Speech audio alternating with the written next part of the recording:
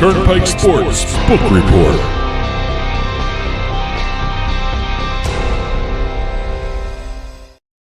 The Turnpike Sports Book Report is brought to you by BorgataSports.com. Your favorite casino is now your favorite sportsbook. Available anywhere in New Jersey, BorgataSports.com. Sign up at BorgataSports.com using our promo code PIKE, that's P-I-K-E. Make your first wager of $20 or more, and you'll get $100 in free bets. And welcome to the very first episode of the Turnpike Sports Book Report for the new year. Yes, 2022. 2021 was actually a very busy year. We had a whole bunch of states launching their sports betting industries. I think the number was about 11 states that had that launched sports betting in 2001. We're waiting on a whole bunch of numbers for December coming up pretty soon. Matter of fact, New Jersey may surprise everybody and become the first $10 billion handle state for an entire year. Wow, it should be interesting to see. I know at the end of November, they were at $9.7 billion in total handle for the year. I'm guessing they're going to hit 10. They had 3 straight months of billion-dollar handle. Yeah, I'm guessing they're going to hit 10. Wow. I don't know if it's kind of surprising. Something weird would have to happen if they didn't reach 10. If Jersey didn't hit 10. But is it surprising anymore that we're going to see a $10 billion state? I don't think it's surprising anymore. I have to tell you, with New York probably starting mid-January, I mean, they got a shot for $10 billion. In their first year? I don't know about their first year. I don't know. It's pretty. It's all about population density. It's actually all So, about. I think also what actually affects a lot of people is the promos and the offers. Sure, being made. promos and offers and things. And like given that. New York's tax structure, we may see less promos. That's true. You know, the taxes, you have to figure in the taxes that the providers have to pay. So we'll see how New York does. Well, November marked the first time the gross monthly operator revenue cleared $500 million in the post-PASPA era. Okay. That's just revenue. Now, the reason I'm saying gross gaming revenue is some states do not do the separation of the promos from the gross. So some states have the AGR, the adjusted gross revenue. Okay. And take out the promos and the special offers and all that. Some states do not do that. So November was the very first month that it was $500 million in gross gaming revenue in the post-PASPA era. That's actually a great growth mark, the revenue, more so than handle. I mean, handle's an impressive number to talk about, but Sure. The revenue number is what matters. It's all about the revenue. Look, you can talk all about the handle, but if the revenue's not there, what's the point? Right, because the revenue is what the states base their taxes on. Yeah. And some states don't even do the gross revenue. They base their taxes on the adjusted gross revenue, which kind of is an interesting little switch there, because it gets less taxes going into the state if you do it on the adjusted versus the gross. State taxes have now passed the $900 million mark since PASPA was repealed. So this is all states taken together, This is right? post-PASPA era. Post-PASPA, all states since, 2018, right? 2018, right. State taxes have now passed the $900 million mark. So we're getting close to the $1 billion mark for state taxes. Great. Overall state, national I guess national state taxes, I should say, for the post-PASPA era. But we did have a couple states putting out record numbers again. Yeah, it seems like every month there are state records being set, which is great. Ever since football started, that's when all these handle, revenue, tax, adjusted gross revenue records, all these records started happening when football launched. But I think it's more to the point of it's a full sports calendar again. I can't wait to see I know I'm jumping ahead, but I can't wait to see the January numbers, because they always reflect the most bets for the Super Bowl. Sure, the Super Bowl's in February. There's a lot of bets the first couple of days before the Super Bowl, but it seems like January is the one.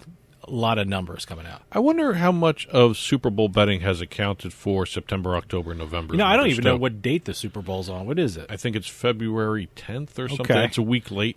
So, if there's going to be some good February numbers, but they're not going to be like January, because last year the Super Bowl was like, what, February 3rd? You only had 2 days or 3 days worth of Super Bowl betting in February.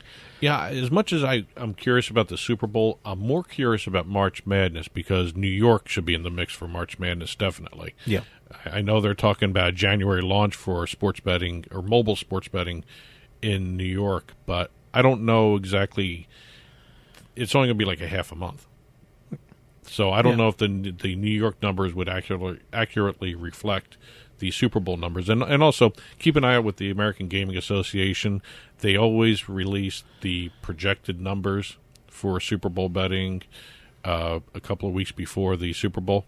Great. So it'll be kind of interesting to see exactly what they're going to do and compare it to last year, too, because last year's number was actually pretty good. We have to get Bill Miller back on. Yes. So he'll give us the rundown that the American Gaming Association, they always have the greatest numbers. That it's always, when you're looking at how the gambling market and industry is doing in the U.S., you always have the ABA president on. So Bill Miller always has some great information. So make a phone call, Doug. Well, we got some November numbers to go through. As always, November is still not closed because we're waiting on Illinois. Okay. And also Arizona now. So we'll see exactly what those numbers could turn out to be. But we got Nevada, Virginia, and Rhode Island all reporting record numbers. Hey, before we get into the numbers, did you see the winds in Nevada for New Year's Eve? They were blowing the fireworks all around. But you always think, you go to Nevada, you got some great weather, but you never think of the winds happening on the Las Vegas Strip. Well, I've seen Vegas get snow this past year or two. The winds have been just crazy. I mean, that's kind of a... That was amazing to see the fireworks just blow around. It's like, it was amazing. Yeah, it was kind of interesting to see one of them go up and then explode in the air, and then the wind just move it off to the left. And apparently there were some power outages, too. So they were getting some heavy winds. Yeah, wow. Boy, it was interesting New Year's Eve in Las Vegas. Well, staying in Nevada set their state mobile handle record in November, $777.2 million in mobile handle. Wow. That's just about 71.5% of the total handle. That's kind of impressive for Nevada with their mobile because they still rely mostly on their retail books. They have more retail books than anybody else in the country. But to see 71% of the total handle becoming mobile, I wonder if COVID has been having anything to do with that, too. But in comparison, New Jersey's like always over 90%. I think New Jersey was like 91, 92%. Yeah, it's always over 90%. So there's a comparison for you, Nevada and New Jersey. Well, let's see. Nevada's monthly handle is the fifth highest of the post-PASPA era. They actually had another $1 billion month. Great. For a handle. They have now 2 straight months of $1 billion or more handle. We'll wait to see exactly what their December number is going to be like. Everybody's pointing out the football is driving everybody. College football, pro football, and I wonder how much basketball is doing it, too. Because there's a lot of pro basketball betting, too. And connected with that is, they're really pushing the tourism angle because here in New Jersey, we're seeing a lot of come to Las Vegas commercials kind of thing. So they're really making an effort to get people out there and get people into the casinos and people getting into the retail sports books out there. So, it's a big push. Well, again, that's because they had the most retail books. And they still absolutely. have that in-person registration requirement for the mobile books. Well, they want people walking through the doors. And I understand that. I mean, that makes perfect sense for a tourist destination. I mean, you have Vegas there. You have some of the other ones, Reno, even Henderson. They rely on foot traffic more so than anything else. The nearly $72 million November sports betting revenue is the state's all-time single-month high and the third highest total for any state. New Jersey and Pennsylvania had more. Okay. So Nevada is starting to move ahead in certain areas. Like I said, they had 2 straight months of $1 billion handle. Sure. They now set a monthly revenue record. Let's see what else we got here. We have in Virginia now. Virginia set 3 records in November. All right. We have The state of Virginia recorded gross betting revenue of $48.3 million, adjusted gross revenue record of $29.9 million, and record state taxes of $4.23 million. You know, I'm not too familiar with Virginia's gambling scene, but no, the numbers coming out of there are so impressive. The November betting handle was the second largest monthly. They didn't set a record this month, but It was their revenue record and their tax records, which were actually really impressive. Also, let me tell you something. They're the important numbers. It's great to see the handle numbers. It shows how many people are betting, but really, you want to see revenue and you want to see the tax revenue. That's the key numbers for any state. See, you just mentioned the tax revenue. We're waiting on New Jersey's December numbers. I'm wondering what the revenue is going to be for those. Because if they have another month of $1 billion handle, I'm waiting to see at least $100 million in revenue from New Jersey. Yeah, it should be interesting to see. So, staying in Virginia, the state. This is an interesting stat. The state's November handle beat September's handle with the same number of NFL Sundays by more than $100 million. Huh. So, wait, you're saying November beat September, right? September and November had the same number of NFL weeks. Yeah. But November beat September by over $100 million. Huh, okay. That's kind of a weird situation there. I don't know. You know what? November has hockey and basketball. So, there's more sports to bet on. There were also a couple other books that launched, too. Sure, okay, that could probably be it. Yeah. I think there was like 2 or 3 new sports books that launched between I'm sure September and November. There are companies that do studies on these things. So I'm sure we'll see the reason why pretty There's tons soon. of reports out there, Yeah. and as you go along, as more and more states have more sports betting, and also as more states launch more sports books, you're going to see these numbers still continue to blossom a little bit, I guess is the word I'm looking for there. Mm-hmm. But again, it's a matter of watching some of these states grow their industries, which are actually very beneficial to the national numbers too. Going up north from Virginia to Rhode Island. Rhode Island reported record revenue with $6.7 million in November. Look at Rhode Island. So they still have 2 retail books, right? They technically have and Twin River and Tiverton, 2 retail books. And by the way, it's very interesting. I was shocked. I was in Boston recently. We were driving, and we saw the billboard for the 2 casinos in Rhode Island, and it's Bally's. I forgot all about. They turned to Bally's. It's Bally's Twin River. It's so weird seeing a Bally's billboard in Boston. I have to admit, odd. I just got the Bally's card. It shocked me. I just got the Bally's card in Atlantic City. Yeah, I got the Bally's card in Atlantic City. I love too. the color scheme. I mean, that's a stupid thing to say, business thing, but was the it color black scheme, and yellow? The color scheme for the Bally's member cards or loyalty cards or whatever you want to call the rewards cards are actually very cool to look at compared to all the other ones. The other ones are kind of plain. And I just realized, I was driving in Boston, I see the Bally's billboard, and I say, hey, I know I have the Bally's card in my wallet. I didn't get a chance to go down to Rhode Island, but now that I know it's Bally's, got my card and ready to go.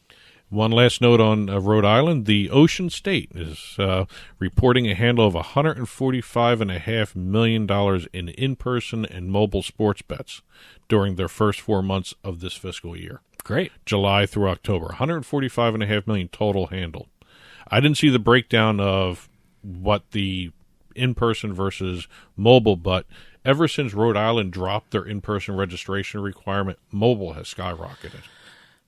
I'm curious to see how many people who place bets in Rhode Island is actually from Massachusetts. And also, I'm very curious to see... How about New York? Well, New York is certainly. And I'm very curious to see how those numbers change because Connecticut just launched sports betting, and that borders Rhode Island.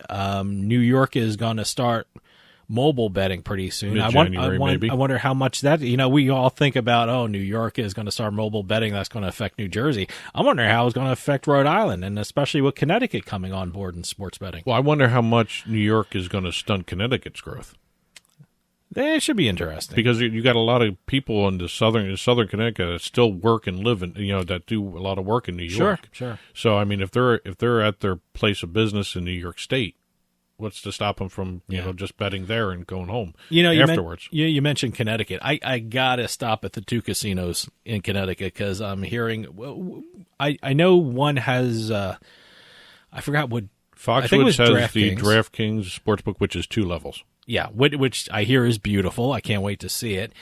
And now Mohegan Sun is in the process of building a permanent one, but I guess they have temporary one They somewhere. have a temporary FanDuel one. Okay, yeah. So, no, I can't wait to check those out. I want to see the retail books that the Connecticut Lottery is building. I want to see the XL Center, because that's going to be a Play Sugar House branded book. Drove there. by the XL Center in Hartford. It's right off the highway, so I guess that's going to be a sports betting location. So they may actually get me to spend time in Hartford. Yeah. Just to see a retail betting to check it operation out. there. Yeah. So those things have still not launched. Those books have not launched yet. So it'll be interesting to see that. Let's stay up in New England before we talk about New York. I finally found a reason why Massachusetts is not passing sports betting yet, and it actually is a logical reason. Really? Okay. So who came up with this theory before you set it all up? Where did you find this information? This is not a theory. Where did you find this information? In an interview with WCVB's On the Record. Okay. New York, which is a local. I think it's Channel 5. Channel 5. Yeah. Massachusetts State Treasurer Deborah Goldberg, who's been one of the people who have been kind of against sports betting, finally came out and said one of the reasons why she is hesitant about sports betting, especially online sports betting. All right. And let me set this up because the statement is she wants the state lottery to be able to sell their products online to compete with the online mobile betting. Okay. Kind of an interesting statement, but then when you think about it, she was the one who championed the Massachusetts Lottery and got them to their revenue levels over the last year or two, and she doesn't want to see all that work go by the wayside. That actually makes sense to me. It does. It makes perfect sense. Not to me. I mean, look, that's fine. You want to have online sports betting. It shouldn't affect the lottery one way or another. There's going to be people playing the lottery. And look, lottery right now, states are doing lottery online now too, so it's her way of getting an online lottery in Massachusetts. So okay, and she's already got the support of the bill sponsor, the sports betting bill sponsor, Lesser. Okay, he said yes, he's in favor of that as well. Yeah, fine. So it's kind of a way to introduce online lottery into Massachusetts. They're probably going to make some kind of amendment or some kind of other type of legislation to do the online lottery. But I think that actually made sense to me in terms of where she was coming from, where the reticence was before letting sports betting go. Basically, she's using the lottery as a bargaining chip. Yes. Okay. Which is what... That's fine, Yeah. At least she's honest about it. Politicians are able to do that. But staying on the East Coast now, we're going to go back down to New York. State Senator Joseph Adabo. Yes, he was on the show. He went ahead and told all the reporters and the outlets that there's a possibility that second or third week of January we should see New York mobile betting launch. Great. I would actually love to see it launch before the playoffs really get started. Well, I think everyone's agreed that it's going to launch before the Super Bowl. Yes. So, that kind of makes sense. Second or third week of January makes sense because don't they want a soft opening for a couple of days and then... It depends on how they want to work it. They always have a soft opening. Every place that starts their mobile betting have 3 days of a soft opening. It makes sense to have a soft opening. Sure. But again, if you want to just have everyone launch and... whatever happens, fix it on the fly kind of thing. You probably don't want to do that. No. But again, if they want to start by the playoffs, the NFL playoffs, they got to do it by second week in January. Sure. So by the time this airs, we could be about a week away from sports betting to mobile sports betting to launch in New York. I'm starting to see the commercials for New York online and mobile sports betting. And also, this is the time for... TV commercials and radio commercials, they said, we're coming, so get ready to register. And in case anyone else hasn't noticed it, this is also the time, there are 9 operators approved for operation in New York. All the affiliate programs are reaching out to everybody to register for New York. You got I guess you probably shouldn't say who it was, but one of our got one on New Year's Eve. New Year's Eve, and they said Sign up. We're going to be on the list. So anyone who's listening in New York, you can probably sign up through this show or something like that. And one last quick note before we get out of here for this first week of 2022, mobile sports betting has started in Washington State. Great. It's a Snoqualmie casino. It's an Indian casino, Native American casino. You can only use the app on the property. Okay. It's geofenced inside the casino. But it's the very first mobile sports betting app for that state, which is nice to see. They're going to start doing other Native American properties are going to also do it as well as they further along here. And then also Arkansas. They passed the regulation for mobile sports betting with a 51% tax rate.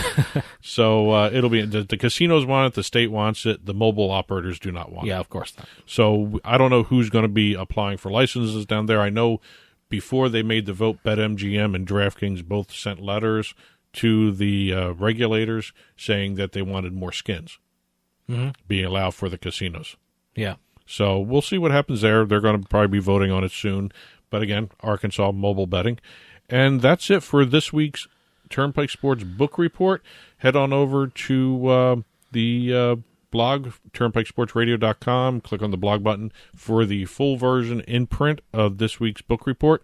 There are plenty of stories also on the news ticker that we have scrolling along the bottom of the screen on the TV side. Go to turnpikesports.net for that. That'll do for us this week. We'll see you next time on the Turnpike.